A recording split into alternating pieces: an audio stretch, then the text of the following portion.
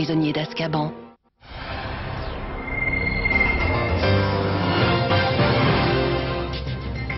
Madame, Monsieur, bonsoir, merci d'être avec nous. Voici les titres de l'actualité de ce vendredi 26 octobre. Comment faut-il qualifier cette opération qui visait à faire venir en France 103 enfants africains? 9 Français ont été arrêtés au Tchad et les questions ne manquent pas ce soir autour de cette association. Ces enfants étaient-ils réellement orphelins? Avec nous ce soir, Ramayad, la secrétaire d'État aux droits de l'homme, est en colère. Elle nous expliquera pourquoi dans un instant. La forte mobilisation chez Air France, le deuxième jour de grève des personnels navigants, provoque de nombreuses perturbations ce début de week-end de vacances de la Toussaint. Ce soir, les usagers s'impatientent. Nous ferons le point sur la situation. Une semaine après le conflit dans les transports sur les régimes spéciaux, l'étonnante rencontre entre le président de la République et des salariés de la SNCF. Nicolas Sarkozy s'est rendu ce matin à Saint-Denis et les échanges, vous le verrez, ont été directs devant les caméras. Un an après les révélations sur l'affaire des surirradiés d'Épinal, que sait-on de cette affaire? Combien de victimes? Plus de 100 plaintes ont été déposées. Une difficile instruction est en cours. Nous sommes retournés dans le service de cet hôpital. Enfin, voilà un livre et l'épilogue d'une saga, pas comme les autres. 2 millions d'exemplaires du dernier opus des aventures de Harry Potter sont en vente un peu partout en France depuis l'année dernière et pas de surprise, les fans sont au rendez-vous.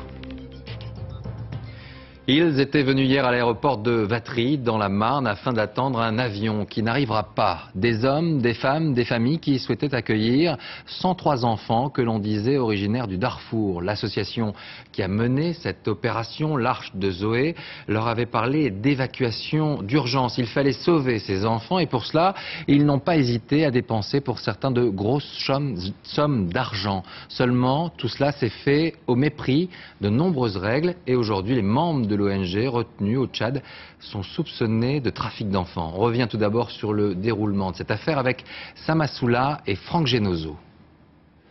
Ils sont venus protester devant l'ambassade du Tchad. Les enfants dont ils rêvaient de faire le bonheur n'arriveront jamais en France, mais ces hommes et ces femmes qui s'apprêtaient depuis des mois à les accueillir ne veulent pas s'y résoudre. J'espère surtout que nos amis sortiront de prison bientôt et que ces enfants seront mis en sécurité et surtout qu'on ne les renverra pas au Darfour pour se faire assassiner. Ces familles qui ont passé la nuit dernière à l'aéroport de Vatry ont versé au moins 2000 € à l'association L'Arche de Zoé pour héberger un enfant, disent-ils, pas pour l'adopter. Je ne suis pas quelqu'un en mal d'enfant. J'ai 5 enfants à la maison qui me comblent. Il n'y a aucun souci par rapport à ça. J'ai 2 enfants qui ont été adoptés. Je connais la façon d'adopter les enfants et là, ce n'était pas le but du tout. Du simple accueil d'urgence à l'hébergement à long terme, l'ambiguïté est bien là. Tous avaient en tête que les enfants ne rentreraient jamais dans leur pays. Il aurait grandi en France, on lui aurait apporté une éducation, qui n'est pas l'éducation de son pays, mais qui est une éducation, il aurait vécu en sécurité. C'est au moment d'embarquer les 103 enfants, hier, que les 9 Français ont été arrêtés. Ils sont écroués à Abéché, accusés de trafic d'enfants par les autorités tchadiennes. 6 sont des membres de l'association L'Arche de Zoé, dont son président Éric Breteau. Les 3 autres sont des journalistes. L'Arche de Zoé, qui se fait appeler Children Rescue au Tchad, assure pourtant que l'opération s'est faite dans la transparence. Ne me dites pas que c'était fait comme ça en loose day, sans autorisation, sans quoi que ce soit. Vous avez ces autorisations? Les autorisations sont avec le président qui est emprisonné à l'heure actuelle. Nous avons réussi à contacter le pilote qui était censé ramener les enfants. Il affirme que l'opération n'avait rien de secret. J'ai assisté personnellement au dépôt des plans de vol. Figurait sur le plan de vol le nombre de passagers. 112, il s'agissait de 103 enfants, 9 membres du staff de Children's Rescue, plus 7 membres d'équipage. Pourtant, les membres de l'Arche de Zoé ont demandé aux familles d'accueil d'être discrètes pour ne pas compromettre l'opération et les conditions du départ semblent pour le moins étranges. Ils les avaient couverts de bandages fictifs. Quand on a ôté les bandages, les enfants n'étaient pas blessés. Ils parlaient d'évacuation sanitaire. Ils leur ont même mis des t-shirts du club de football Barcelone qui a un accord avec l'UNICEF pour qu'on ait l'impression que c'était une troupe d'enfants parrainée par l'UNICEF. Depuis le départ, tout ça est louche, louche et louche. L'association confirme avoir mis des bandages, mais c'était, dit-elle, pour amuser les enfants. Ce soir, le HCR et l'UNICEF présents sur place mettent en doute le fait même qu'il s'agisse d'orphelins. Le président tchadien Idriss Déby promet de punir sévèrement les responsables de cette opération qu'il qualifie d'inadmissible. Alors voilà une affaire complexe et les questions, bien sûr, ne manquent pas autour de l'association de ce type d'opération des familles dites d'accueil. Avec nous ce soir, la secrétaire d'État aux droits de l'homme, Ramayad, bonsoir. Merci d'être avec nous. Tout d'abord, premier point, est-ce que ce soir, bien évidemment, vous condamnez cette action? Bien sûr. Moi, je considère que c'est une action à la fois illégale du point de vue du droit et irresponsable du point de vue de la morale. Donc, est-ce que vous iriez jusqu'à parler de trafic d'enfants, comme on entend parler maintenant? Étant donné que la justice française a été saisie et que la justice tchadienne est également sur l'affaire, je laisserai le soin, par prudence, aux autorités judiciaires de définir la nature de cette opération. Mais en tout cas, pour nous, elle est illégale et irresponsable. Alors, avant d'aller plus loin, faisons le point sur cette ONG. Qui est cette association L'Arche de Zoé? Comment a-t-elle réussi à mettre en place cette opération avec un Boeing qui a atterri au Tchad, une opération d'importance qui réclame beaucoup d'argent? Élément de réponse avec Arnaud Boutet et Daniel Lévy. En 2004, après le tsunami, un groupe d'amis décide de créer l'Arche de Zoé. L'objectif consiste alors à construire des bâtiments. L'opération Darfour, différente, se définit comme un sauvetage humanitaire. L'association contacte des familles d'accueil, près de 300, et se défend d'avoir proposé des enfants à l'adoption. Il ne s'agissait pas de permettre à ces familles d'adopter. Absolument pas, non, non. Nous ne sommes pas dans cette démarche-là et les familles le savent très bien également. Nous ne sommes pas une association qui a un agrément pour le faire et d'autres associations dont c'est le métier. Mais sur ce document interne intitulé « Opération d'évacuation », il est écrit « Lorsque l'enfant a acquis la nationalité française, les familles qui le souhaitent pourront alors engager des démarches d'adoption ». Autre élément, début juillet, après une dénonciation du Quai d'Orsay, la brigade des mineurs interroge 4 responsables de l'association. Conclusion de cette première enquête, il y a bien volonté d'adoption. Et Médecins du Monde dressent le même constat. Quand on veut ramener des enfants d'un pays en France dans l'optique, même s'ils disent que c'est pas vrai, de les faire adopter, ils sont absolument pas sérieux. Vous savez, on a souvent ça dans l'humanitaire. Des gens qui, face à une situation, ont des coups de cœur, et à ce moment-là, ils veulent résoudre le problème sans absolument pas tenir compte de l'environnement politique, juridique, local, et à chaque fois, ça produit des catastrophes. Il y avait des risques et pourtant, le gouvernement connaissait depuis plusieurs mois les intentions de l'association. Alors pourquoi l'information judiciaire n'a-t-elle été ouverte que mercredi? Et enfin, pourquoi avoir laissé affréter cet avion pour plus de 400 000 €? Ramayad, voilà donc plusieurs questions. Vous connaissiez cette association? Vous les aviez rencontrés? Alors, nous, on a eu vent de l'existence de cette opération par le biais du secrétaire général de l'autorité centrale pour l'adoption. Et par le biais de certains parlementaires qui, dans leur région, ont entendu parler de cette opération d'adoption. Mais vous, à titre personnel, à ce moment-là, rencontré? j'ai demandé à ma directrice de cabinet de rencontrer le monsieur dont on parlait tout à l'heure, le directeur de l'association, ce qu'il a fait pour justement savoir ce qu'il avait l'intention de faire. On n'a pas eu de réponse satisfaisante. Donc nous, on a saisi la justice déjà pour l'alerter sur cette situation, saisi le ministère de l'Immigration, de l'Intérieur, les préfets, etc. Ça veut dire que vous saviez que cette organisation préparait cet enlèvement, entre guillemets, d'enfants? Ils nous ont dit qu'ils voulaient le faire. On leur a fortement déconseillé de le faire. On les a avertis par différents canaux, directement, indirectement, par biais de presse. Le site du ministère des Affaires étrangères était très clair là-dessus. Le directeur de l'association n'était en revanche pas très clair sur ses intentions et il annonçait même une opération qui s'appelait à l'époque 1000 enfants du Darfour. Donc on a fait tout ce qu'on avait à faire et pour interdire, pour empêcher cette opération. Après, ils l'ont menée de manière clandestine, sans avoir prévenu personne, c'est-à-dire sans l'aval des autorités françaises. Vous n'aviez aucun moyen, on a vu qu'il y avait un Boeing qui a décollé, qui a été au Tchad, aucun moyen pour interrompre cette opération? Vous n'avez pas peut-être sous-estimé, en fait? Non, on n'a absolument pas sous-estimé, on n'a pas du tout sous-estimé, parce que, je vous le dis, on a appris le 14 juin, on a pris toutes les précautions nécessaires. J'ai fait venir ce monsieur, ce directeur d'association, pour justement l'avertir.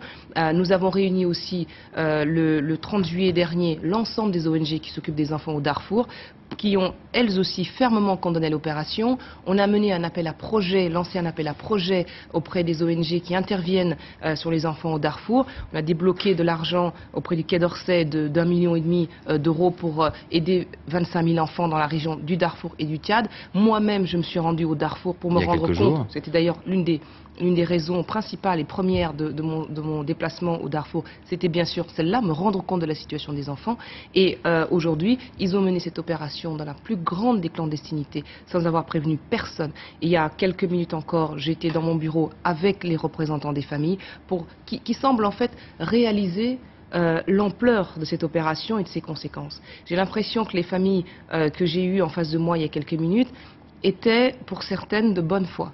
Croyaient rendre service, croyaient sauver des enfants. Certaines pensaient rendre service, elles ont Oui. dépensé parfois beaucoup d'argent et certaines espéraient peut-être adopter. Sans doute. Je pense qu'elles espéraient accueillir ces enfants et elles se rendent compte aujourd'hui qu'elles ont été abusées.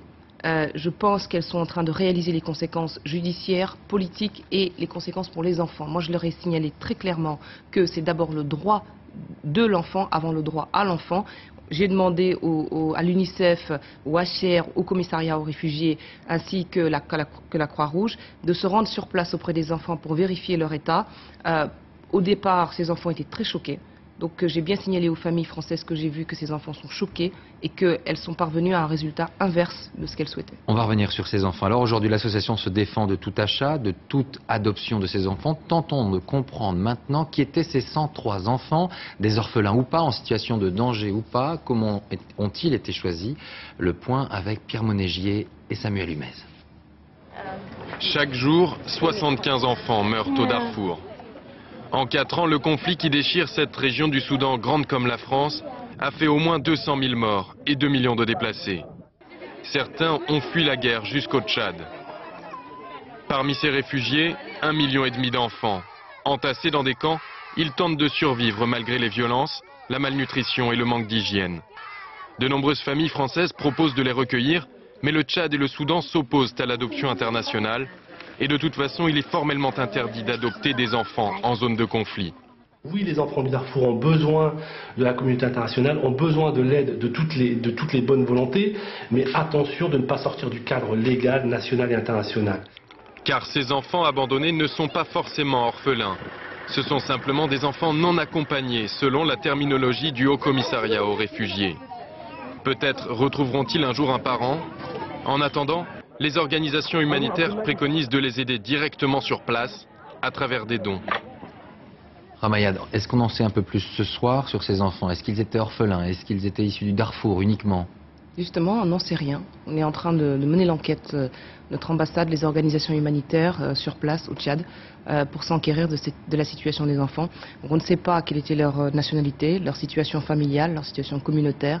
C'est précisément cela qui explique les dérapages de cette affaire. On ne savait absolument rien.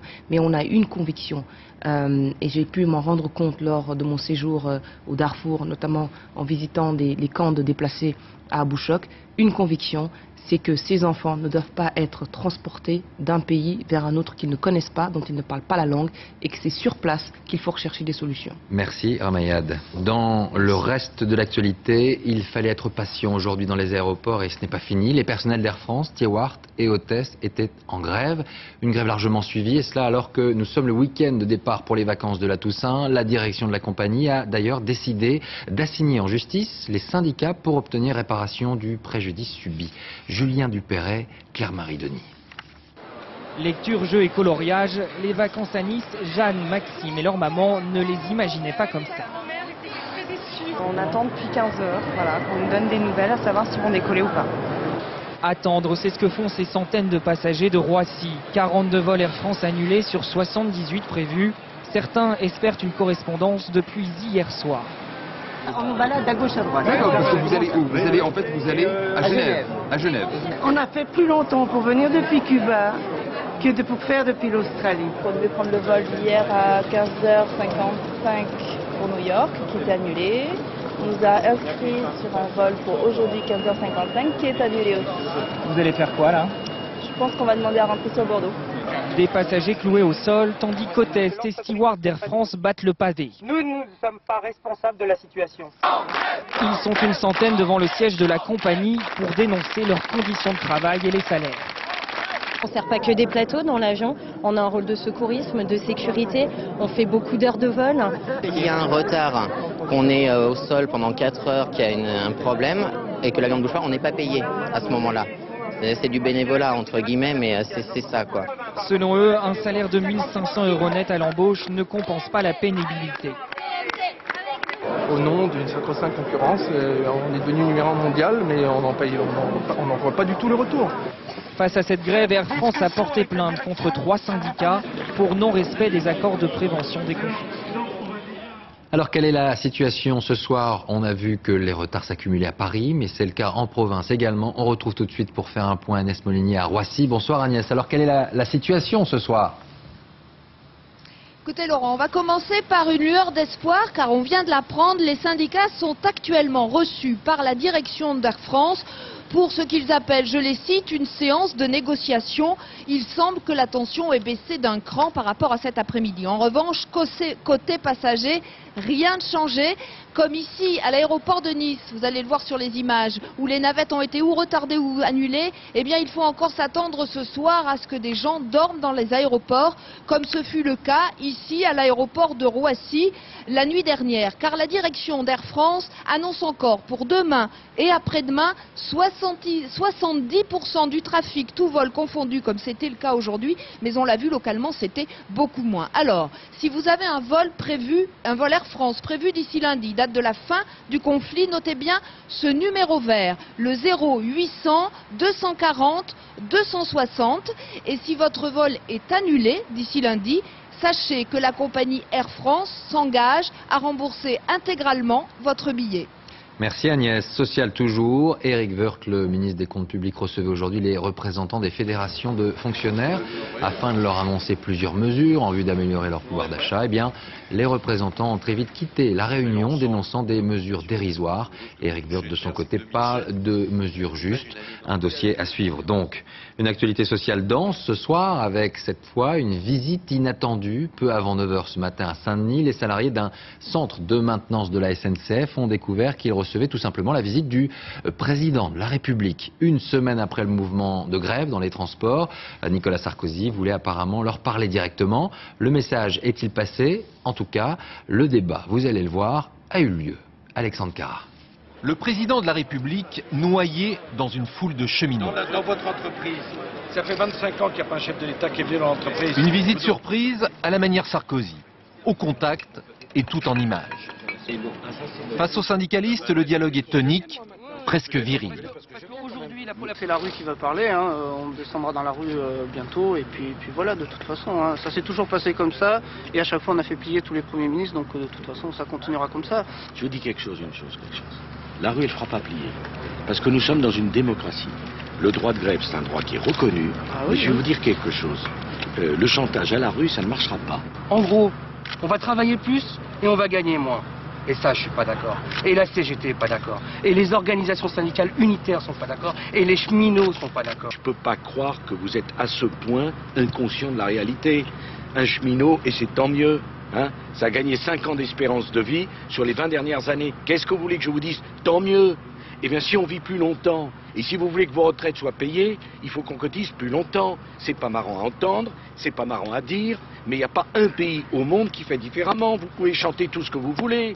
Ça peut pas être un système perdant-perdant. Sifflé ou applaudi, à la tribune, Nicolas Sarkozy tente de convaincre des cheminots en colère. Ne demandez pas toujours aux mêmes de faire de se tirer la ceinture. Vous êtes dans votre rôle, à défendre des acquis sociaux. Simplement, moi, je suis dans mon rôle, en disant à des Français et à des travailleurs, vous pouvez pas continuer comme ça. Au-delà du coup médiatique, le message de Nicolas Sarkozy est clair. Après la mobilisation de la semaine dernière, sur le dossier des régimes spéciaux aussi, c'est bien lui qui est aux commandes. Le dossier de ce soir, 1 an après les révélations sur l'affaire dite des surirradiés d'Épinal. La difficile instruction est en cours. Une centaine de plaintes ont été déposées et les 2 juges en charge de l'affaire ont découvert que des pièces importantes pour le dossier ont mystérieusement disparu. Nous sommes rendus dans le service de radiothérapie de cet hôpital afin de faire le point sur la situation 8 mois après sa fermeture. Nathalie Sapena, Alexis Oran. Des salles de soins envahies de dossiers, des appareils à l'arrêt, des armadas de secrétaires qui photocopient les archives. Voilà à quoi ressemble aujourd'hui la radiothérapie d'Épinal, stoppée depuis 8 mois. Il y a aussi un médecin détaché de Paris qui reçoit les victimes 3 jours par semaine, comme Argeo Moretti, surirradié il y a 2 ans, et depuis, à chaque selle, il perd du sang. Des fois, c'est assez abondant, hein. Vraiment, la cuvette est rouge. Hein. Voilà. Et cette surexposition... Des hémorragies répétées, au point qu'Argeo Moretti a frôlé la mort le mois dernier. Problème, les médecins d'Épinal ne revoyaient jamais leurs patients, contrairement à la pratique habituelle. Il aurait dû y avoir quelqu'un de compétent pour pouvoir suivre le fonctionnement de ces appareils, c'est tout. Le fait de ne pas se remettre en cause, de ne pas suivre ces patients, n'a pas permis de mettre en évidence ces anomalies qui se sont finalement perpétrées tout au long de ces années. Surirradiés, handicapés, mal suivis, mal informés. Pour les victimes d'Épinal, cette consultation est la bienvenue. Ça permet de voir qu'il y a quelqu'un qui vraiment s'occupe de nous. Mais je regrette quand même que ce soit au bout de 6 ou 7 ans.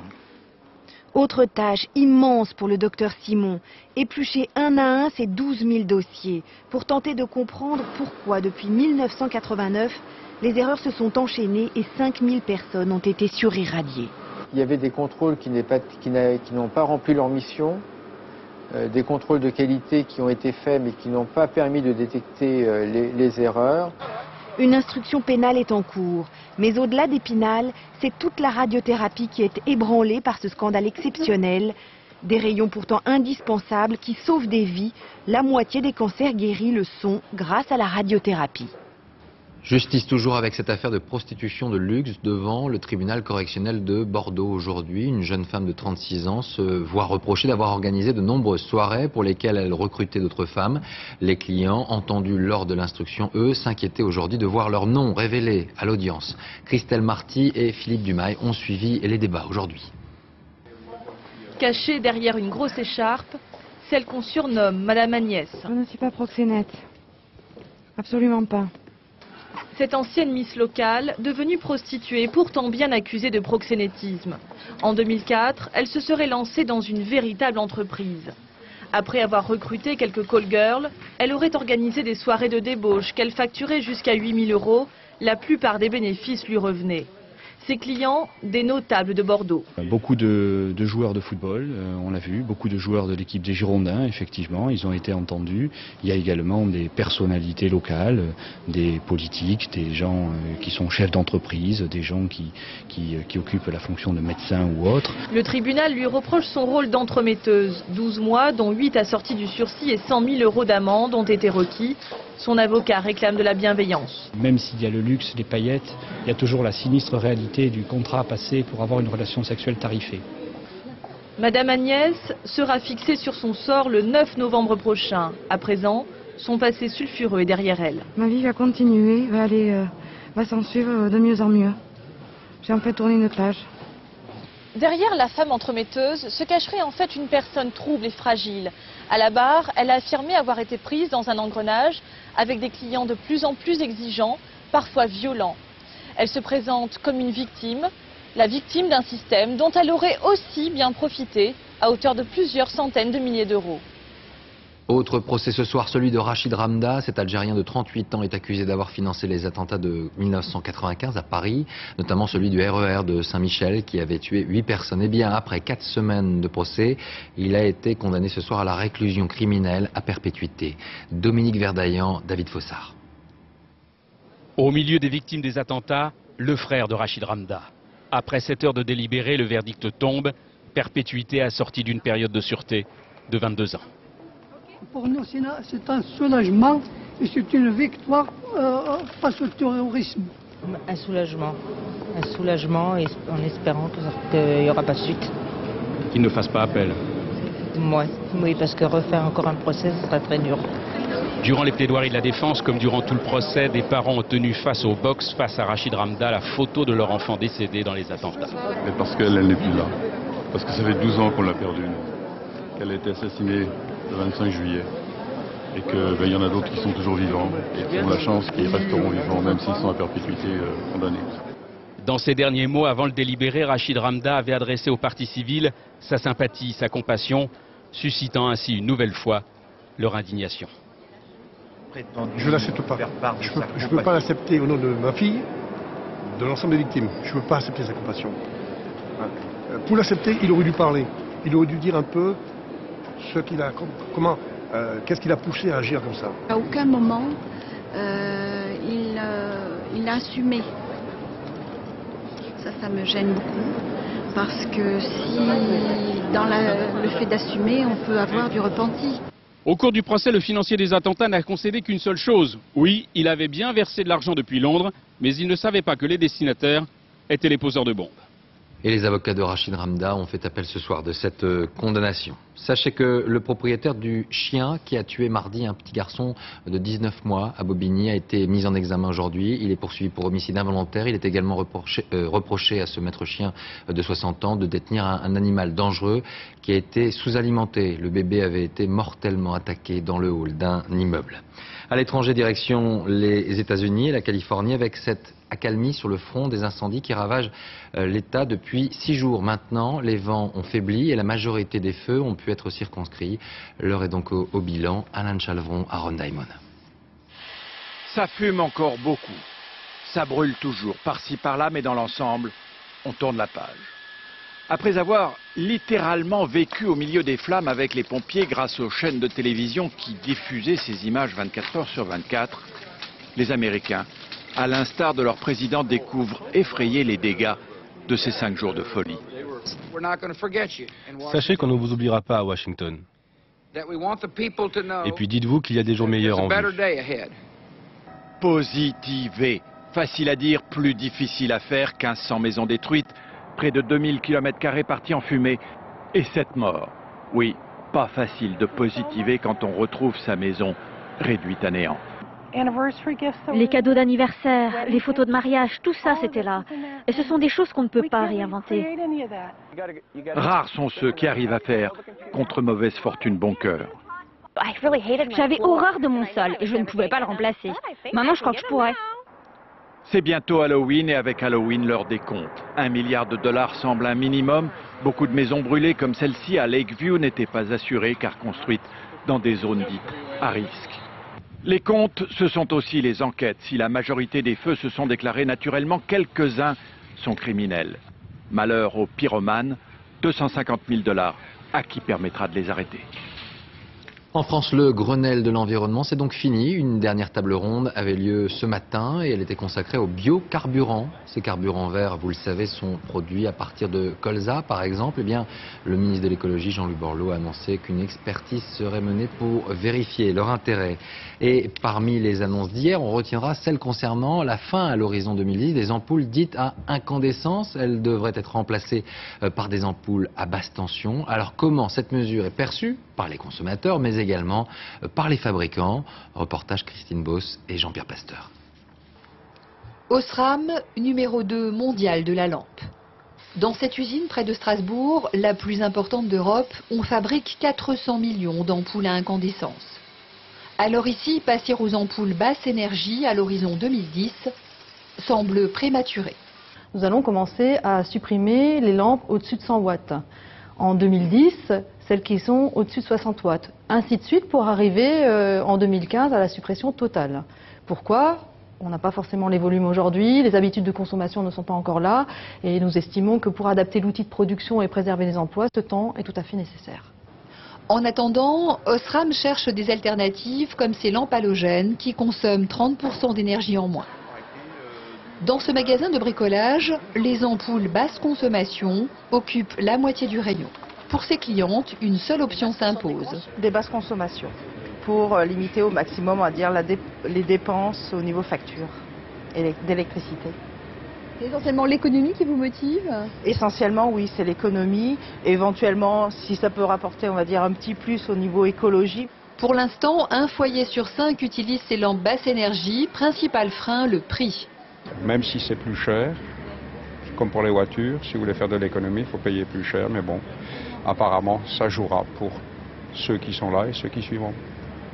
Mais paradoxe, ces ampoules essentiellement fabriquées en Chine sont taxées à 66% par l'Union européenne pour protéger les fabricants européens. C'est un événement, nom de code HP7, comme Harry Potter 7. Des camions avaient acheminé à travers toute la France le dernier tome de la saga du sorcier, sorti hier soir à minuit, en français, après la parution en Grande-Bretagne en juillet dernier. J.K. Rowling peut être rassurée, la magie continue pour ce dernier opus, même si le public français semblait déjà bien informé des rebondissements de ce dernier tome. Ambiance, Aurélia Bro, Madi Diawara. Bon, vous ne le verrez pas, n'essayez même pas, n'y croyez pas, on ne viendra pas. Celui qu'ils attendent tous, c'est Harry Potter, le sorcier qui depuis 10 ans combat les forces du mal. On va pas non plus y passer la nuit, hein? Si, on va y passer la nuit et pour la dernière fois, car dans quelques heures à peine il sera là, le dernier tome, les derniers livres de la toute dernière histoire du sorcier de Poudlard. Je pense qu'il va gagner contre Voldemort. Je pense que les deux meurent, Harry et Voldemort. S'il lui arrive quelque chose à la fin, je vais vraiment être malheureuse. Alors, Harry Potter, mort ou pas mort? Pour l'éditeur qu'importe, mort ou vif, le sorcier se fête. Si Antoine Gallimard consent à revêtir ce joli costume, c'est qu'il le sait, plus de 2 millions d'exemplaires de ce 7e tome sont prêts à être vendus. Ça reste pour un éditeur une belle manne. D'ailleurs, beaucoup de gens me l'envient et on oublie parfois le côté vraiment sympathique du livre par rapport à ce que ça représente. C'est vrai qu'il y a beaucoup de gens, j'ai des confrères très jaloux. Et pour ce livre que tous les éditeurs lui jalousent, les fans sont prêts à n'importe quoi. Cette nuit, ils étaient des centaines à investir les grands magasins. Même les petites librairies s'y sont mises, comme celle-ci, à Montmartre. Qu'est-ce qui va bien pouvoir remplacer Harry Potter l'année prochaine? Oui, car la magie d'Harry Potter a quelques pouvoirs magiques sur le tiroir caisse. Allez, il ne faut sans doute pas avoir le mal partout. Cette saga est aussi une histoire qui dure dans le cœur des fans et une fin qui se fait attendre depuis trop longtemps. Alors, nous allons la raconter. Non, pas du tout. Non, vous n'allez pas me faire ça quand même. Non, non, vous ne le direz pas. Non, madame, en fait, 24 heures n'ont pas suffi à venir à bout de ces 816 pages qui ne découragent pas les enfants. Et vous pourrez retrouver Harry Potter dimanche soir sur France 2. Théâtre, une nouvelle saison s'est ouverte à la Comédie Française avec notamment Le mariage de Figaro, le classique de Beaumarchais, est présenté dans une mise en scène moderne avec un Figaro toujours aussi énergique et insolent. Sophie Jouve, Didier Daon. Visite des coulisses avec Benjamin Jungers, la dernière recrue de la Comédie Française. Il joue dans Le mariage de Figaro Chérubin, le jeune homme amoureux de toutes les femmes. Sûr de mourir à l'instant, peut-être ma bouche oserait. Taisez-vous. Taisez-vous, enfant. Il n'y a pas un brin de raison dans tout ce que vous dites. Un page, toujours là où on ne l'attend pas. Oui, parce qu'il, oui, comme il se court dans tous les sens, se cache, c'est vrai. Et puis Caméléon, parce qu'il change aussi d'identité, il se travestit. Le mariage de Figaro, c'est bien sûr l'histoire d'un seigneur volage qui tente de séduire la servante de sa femme. Mais elle est promise à Figaro. Ce droit charmant, si tu venais en jaser sur la brune, au jardin, je mettrais un tel prix à cette légère faveur. Il n'est pas chez lui, monseigneur. Quelle est cette voix? Que je suis malheureux. Coup de théâtre, quiproquo. Derrière tout cela, une étude au vitriol, des rapports entre maîtres et valets. Je ne veux pas m'asseoir.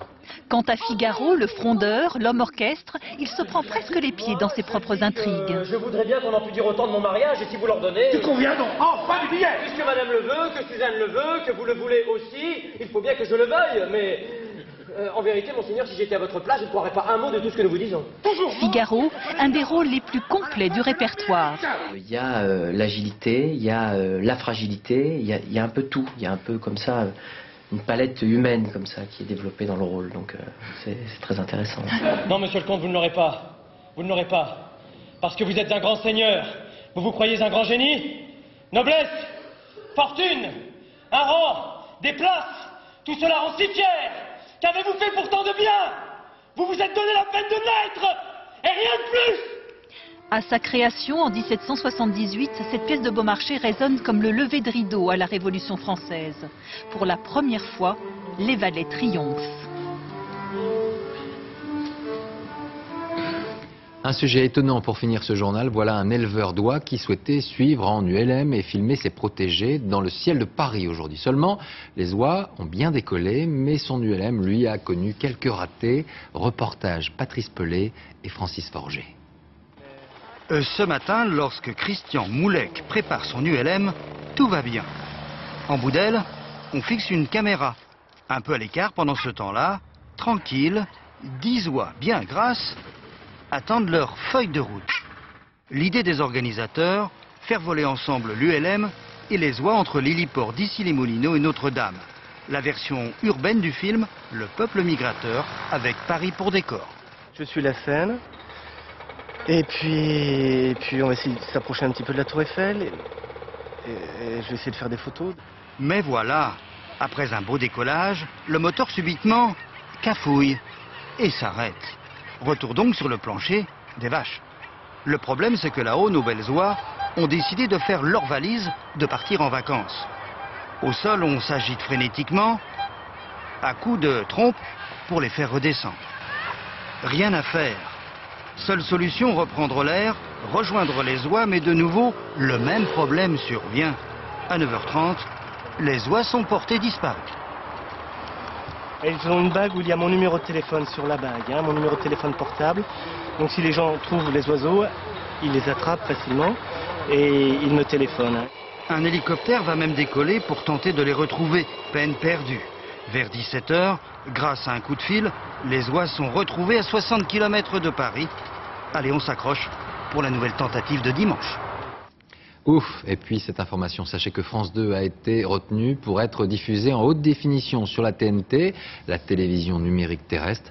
C'est la ministre de la Culture, Christine Albanel, qui l'a annoncé. Une qualité de l'image améliorée que vous pourrez découvrir sur notre chaîne en 2008.